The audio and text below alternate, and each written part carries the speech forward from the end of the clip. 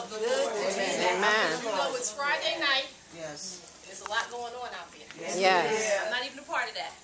Amen. I'm right here. Amen. And I know where my help comes from. Yes. So I am so honored to be here tonight. I'm happy to see my sisters who came out to support. I am happy to be in the building to fellowship with you guys, and I thank you for allowing me to be here. Amen. Amen. I want to tell you what Supporting Our Sisters does.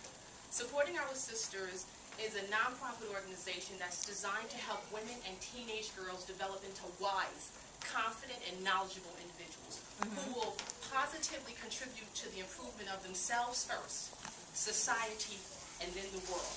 We're talking about a global impact. So we're talking about each one, teach one, each one, reach one. So I tell people all the time, I teach because I was taught. I inspire because I was inspired.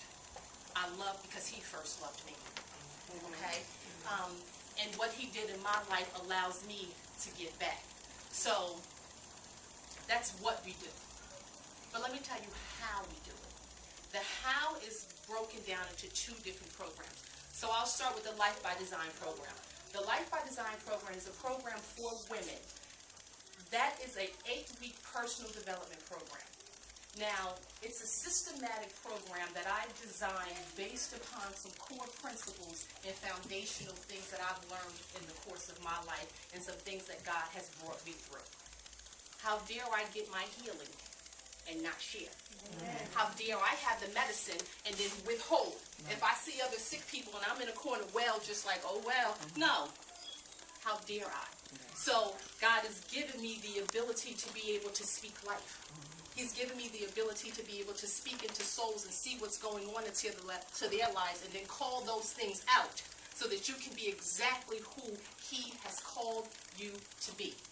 There is a design for our life. There is a purpose and there is a plan for our life. So I take women and I work with them once a week and we go through 8 sessions weekly. And we start off with self-worth.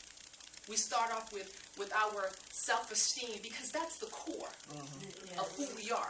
A lot of those things are missing out of our lives because a lot of times the first people who were supposed to esteem us were our parents, and sometimes they didn't always do that. But not to their fault, because guess what? Sometimes nobody did it for them. So we have generation after generation after generation of people who don't know who they are. Amen. So we start with the self-worth and the self-esteem. Then we begin to move on into purpose. We begin to move on into goals because there is a purpose and a plan for your life. You are not an accident. See, God, you were not an afterthought. So God didn't say, okay, you know what, she's here now, let me figure out. No, he knew you before you were in your mother's womb. See, you were a spirit being, okay? He had an assignment for you. He placed you in a body, sent you to earth. Get on your assignment. True. There is a mission for you. Yes. So we go from that point and we start dealing with things like your character. Character is important to the development of your life. Because see, life will take you through so many things, but what you got to realize is that those lessons are helping you to build character. See, character has to be developed. You're not just born with character. You don't just come up with character. No, character is developed in those hard times. Yes. So those times that we try to wish away and God just saved me in it. No, there's something that you need to learn in that, because if you don't learn it, I promise you, you will repeat it. Okay? So from character, we move to things like unhealthy relationships. And unhealthy relationships are not even just unhealthy relationships with other people. How about sometimes we got an unhealthy relationship with ourselves? We need to get it together. I like, as Tamar said, I'll be looking at the Braxtons, y'all forgive me, God. Y'all just need to get y'all life. Okay? Because that's what it all boils down to. We need to get our life, and we need to understand who we are and learn how to fall in love with what he created. We are unique individuals. There's only one of each of us. He literally, when he made us, he broke the mold. But we so busy trying to be like this one and that one. No, proclaim your rarity. You have a gift that God has given you that only he gave to you. Use that. Be the best you that you can be. Who else would you be? Nobody else could do you better than you. Because can't nobody do me better than me. I'm going to do me real well. That's it. You understand what I'm saying? So each person do what it is that they have been called to do, and we are to govern ourselves accordingly. So we go through those those different classes. And then we also take time to break down the fundamentals of the program. Because what the program does is each week we're peeling back layer after layer after layer. So you're literally getting an introduction to who you are. True. You need that introduction to who you are. We need to kind of understand, what are some of them things that's going on in my life? See, in our adulthood, all we're doing is dealing with our childhood issues. Yeah. That's what we're doing. We're dealing with childhood issues. Things that were done to us. People said some things they shouldn't have said to us. Yes. People touched us in some places they shouldn't have touched us. We're dealing with a whole host of things. So each week is systematically broken down till we get to the healing stage. Because see, we had a class last night, and what I was explaining to them is like, I can't just put you into surgery without the pre. See, there's some pre things that you need to do to get ready for surgery. Then after you get out of surgery, there's some post things that you need to do. So we can't, this thing that we're doing here with supporting our sisters, it's not haphazardly. We're not doing workshops, and I'm not facilitating. No, we're changing lives. We're saving souls. We are healing people. So even though we're a nonprofit organization, and I'm the founder of it, what you get is indicative of where my life is. So what's in me has no other choice but to come out. So I'm sorry if I talk about God or if I talk about Jesus in my meetings, because he's the only help I know. Hello. You understand what I'm saying? And I realize that not many people are going to walk in the door, but they may walk in my door. So if that's how you're going to get it, that's how you got it. Right. That's right. And I recognize that I am his vessel for him to use me. So we take them through the healing process. And then from the healing process, you got to get a vision for your life. Where you going? What you're going to do, you got to have a plan for your life. So we do something called framing your future. Write the vision. Make it plain. You have to have a plan for your life. Your life is not just going to happen. True. There are steps that you need to take, but you need to allow God to order your steps. Your steps need to be ordered. Because see, I can wake up every single day and I can go on my own way and do my own thing. Not good. Been there, done that. I don't want to go my way. I need to go his way. And sometimes his way is a little scary because we don't know what it's going to be like. We don't know. But that's why he said he will guide you. That's why we can't lean on our own understanding, because we can't even see what's next. But because he's omnipotent, because he's omnipresent, he sees all and he knows all. So why wouldn't you let the all-seeing, all-knowing eye guide you? Why would you not let him? That's right. We can't go in our own way. And then we need to surround ourselves with like-minded people so that we can learn from each other. We can glean from each other. So after that, the last session is stepping into the new year. Because what you do is you take everything that you learned in the past 8 weeks and we present ourselves anew to one another. And that's the 8-week life by design, because there is a design for your life. We also have the Little Sister program, and I'm happy to see Kyla here. So Kyla is from our Little Sisters. So how the Little Sisters program was derived is because, again, remember when I said the things that we're dealing with come from our childhood? How about we just cut it off at the path? Why we got to wait until we get adults to start going back to deal with our issues?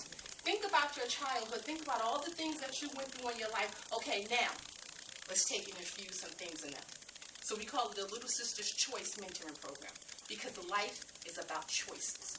So what you put in, it's going to be what you're going to get out.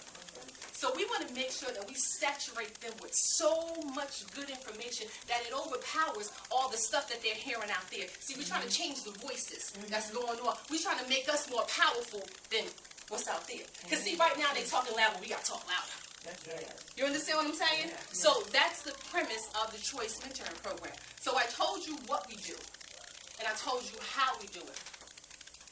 But let me tell you why. Let me tell you why we do it.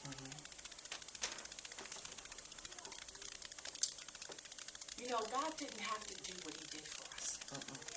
I couldn't even begin to possibly imagine giving up my only child.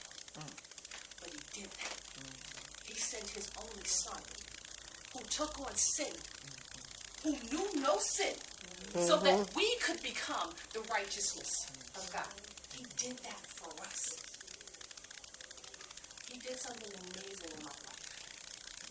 He healed me from all of my childhood issues, my abandonment issues, my self-esteem issues, my molestation, not feeling like I'm good enough, my low self-esteem, all of those things because I was broken and I was angry, and he did that for me. And I got on my knees, and I would be in my basement every single day, and I'm crying and praying and crying and praying and crying and praying. I'm like, God, you got to do this for me. You have to do this for me, because I can't stay like this. I have 2 daughters who are watching me. What message am I sending to them? Hello. What message am I sending to them? I don't want them to grow up with the same type of issues that I had. That's right. I can't do that. And then I know you saved me for something. I know you did. Like it's not just you go to work and you wake up and you come home and you cook dinner and you go to sleep and you wake up and you go to work and you go home and cook dinner and go. No. Because if that was it, I told him, I'm like, you could just take me right now. Because it was no fulfillment. But when I got with him and I got into my secret place and I got quiet and I allowed him to minister to me like only he can. See, it's not like that sister girl phone call where we could comfort each other and we talk to each other, and it's okay. Yes. But I'm talking about when God himself ministers to your soul. I'm talking about down in the depths of who you are and give you an introduction to you. That's what I'm talking about. He did that for me. And then I'm like, what am I supposed to do with that? And supporting our sisters was born in my basement. Your space is coming. Your space is coming. Patience. That's right. We cannot run ahead of him. His plan is perfect. Even if we can't see it, his plan is so perfect. And I am so grateful that I know him. I can't even begin to imagine my life without him. I can't even. And I feel so sorry for people who don't know him. You want to talk about help?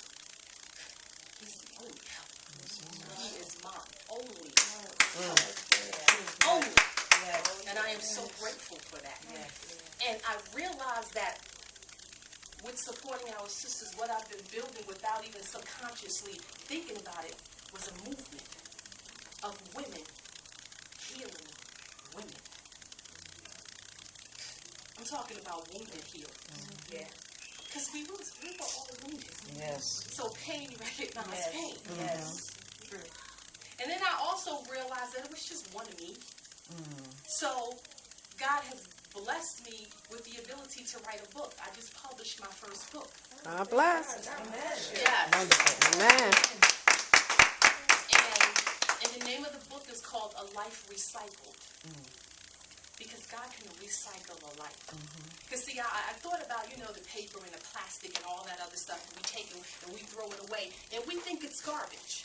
Because it's garbage to us. But what I realize is that when you take those things that people think are garbage and you put it in God's hands, see, he's the master creator. When he take us and he put us on that potter's wheel and he shapes us and he remakes us and he molds us, see, that's a life recycle. You take your life and what people told you that you were nothing, that you would be nothing, that you have nothing, that you are nothing, and you take all of that and you put it in his hands. Yes, just shape it up. You will be amazed at how he can recycle your life. Thank you, ladies. Amen.